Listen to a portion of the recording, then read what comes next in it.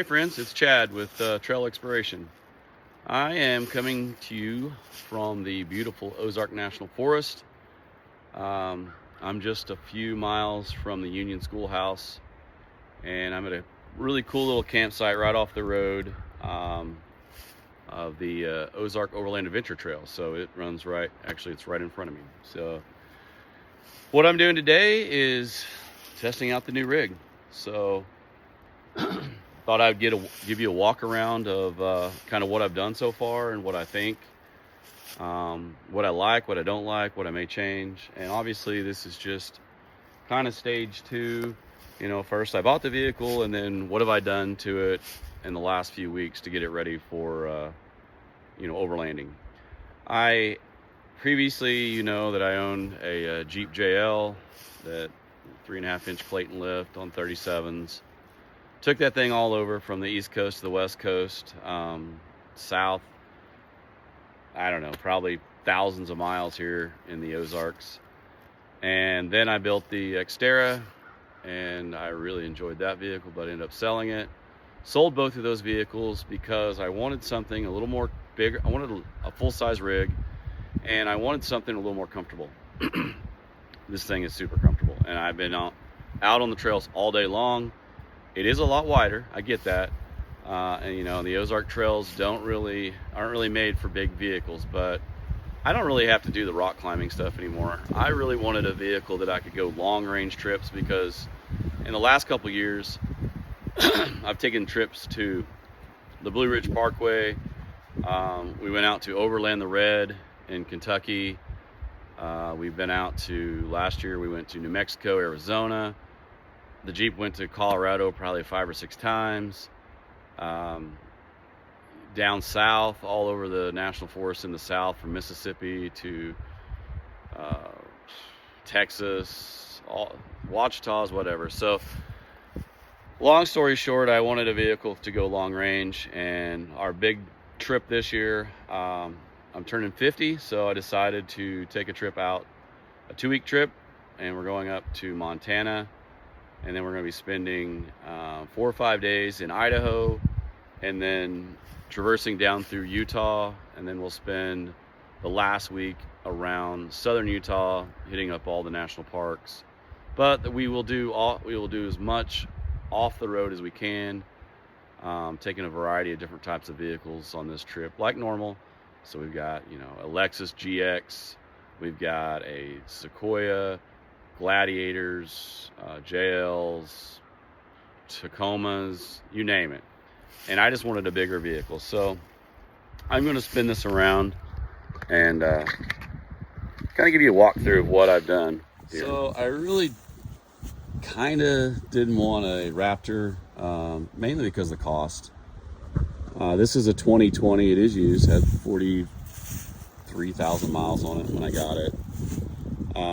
Really all I needed was, I wanted the FX4 package, mainly for the rear locker and the skid plates, extended fuel. This has an extended fuel tank. I can go, I think, 36 gallons, so 600-700 miles. And I wanted the 3.5 twin turbo EcoBoost. So this was the platform that I was going to start with. And what I've done so far is installed the Super Lift upper control arms, and then Falcon 2.5-inch shocks, so front and rear. The rear have adjustments on them. This thing, oh my gosh, like I said, I've been out here all day. It rides so good. And I don't have an air compressor, so I have not aired down these tires yet. For tires and wheels, I love Fuel wheels. I don't know, just something about them. This is like probably the 5th set I've had.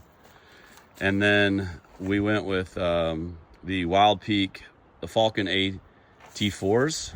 And this has the 3-ply tires, so it's kind of the Duraspect. And what I wanted was something similar to the KO2s or 3s that have a 3-ply, which is a little, you don't have as heavy sidewall, so it rides a lot smoother. And I'll really see that when I'm able to air this thing down. So 3.5-inch lift, new tires and wheels. Got the extrusion Overland rack. I think this one's the XTR1. So everything's based right now. I've got a lot of work to do to get this thing built out, but this side, I'm actually going to take this off and I'm going to inset a couple boxes. So make some brackets, or I'll buy the brackets to push this in. I won't be using these here. I'll actually be using these over here on this. And I don't know when I push it in if I'm going to keep that on there or if I'm going to switch that up to one of these top rails. It depends on how this mounts, but really for this, if you haven't seen one of these, you can mount your roto packs or whatever, and they can come out and you can get to them. So keeps you from having to get up into the vehicle. And this thing is, you know, customizable. You can put it wherever you want to put it. Got some handles here. I'm not going to talk too much about what I'm going to do, but I guess I could, you know, I'm going to put some lights because at night I'd like to switch on some lights. This side, I will be mounting a 270 awning. I've typically always put my awning on the driver's side, but this time I want to do it on the passenger side. And the reason is mainly because the Jeep's tire, you know, the tailgate opens up on this side and it's a real pain to get around. This one, it doesn't. I'm actually going to put my fridge in the back here. Now this is packed because I'm actually flying out to Florida on Monday. And but ton of room in the back. We did do the cat skin, I believe that's what these are called, leather seats.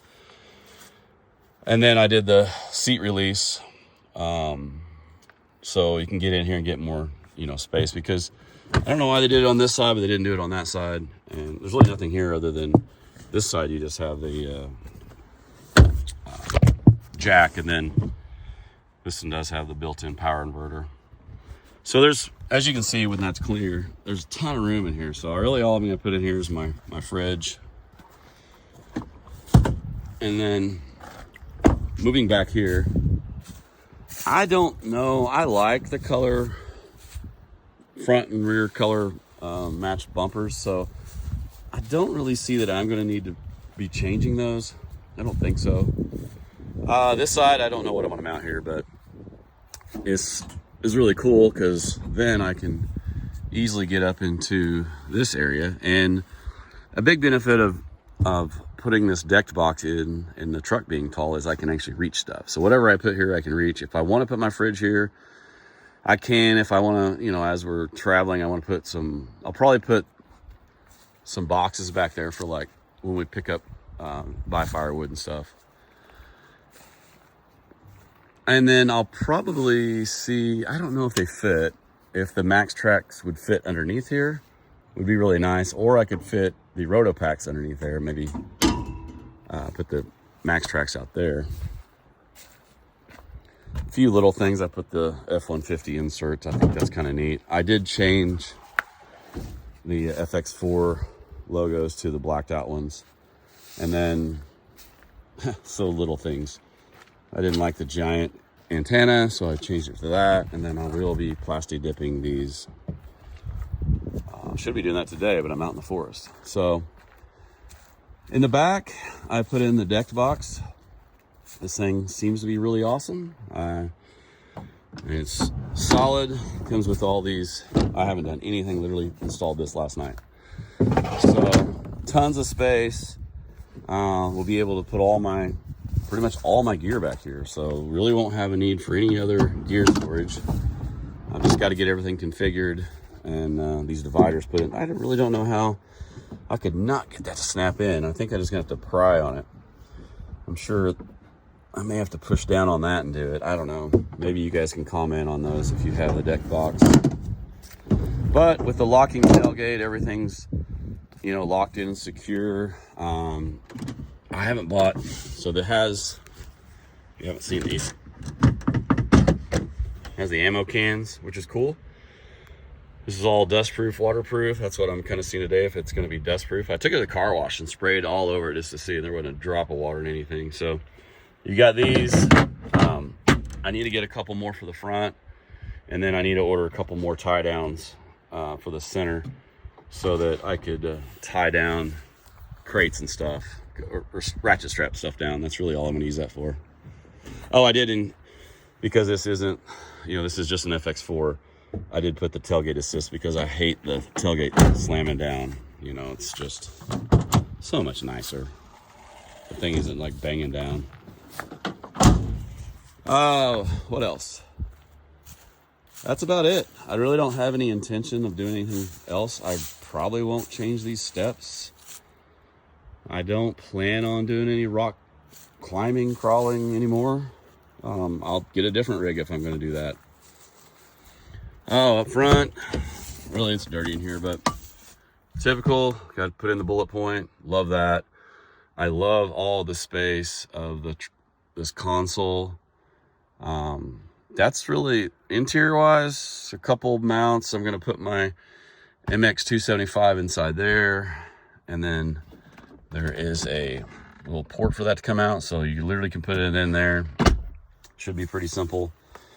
I will be putting in a aux beam controller like I had in the Xterra, just so it makes wiring a whole lot easier, because then I can just run everything off of that one panel. So probably I'll put, like I said, some exterior lights out here for camp.